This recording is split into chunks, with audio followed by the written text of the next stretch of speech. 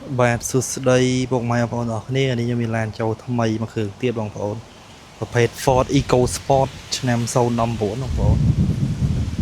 បាទឆ្នាំស៊ីនមកជុំបងប្អូនកាត់បានពីម្ចាស់ដើមទី1គាត់ធ្វើថែបងប្អូនឆ្នាំស៊ីនមកជុំមក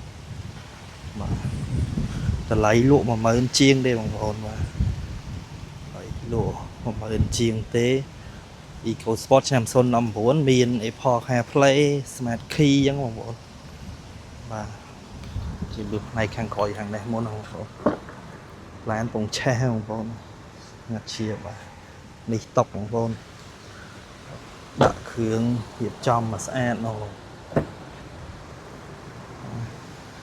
ពីខាងអ្នកអង្គុយបាទពុកម៉ែបងប្អូនឆ្លាញ់អាចមកមើលបាន Ford Eco Sport ឆ្នាំ019តម្លៃលក់15300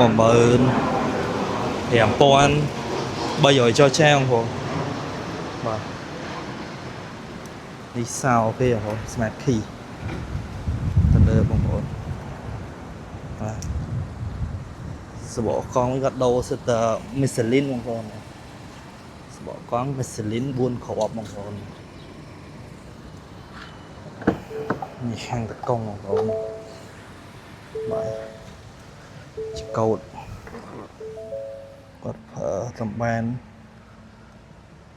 35000គីឡូបងប្អូនចកោតហ៊ុនសឹកនេះមាន Apple CarPlay មានអីចឹងបងប្អូនបាទបងប្អូនឆ្លាញ់អាចមកមើលបានអានេះវាមានទីបតនិចទៀតបងប្អូននេះលេខបូកលេខដកលេខ Sport Mode បងប្អូន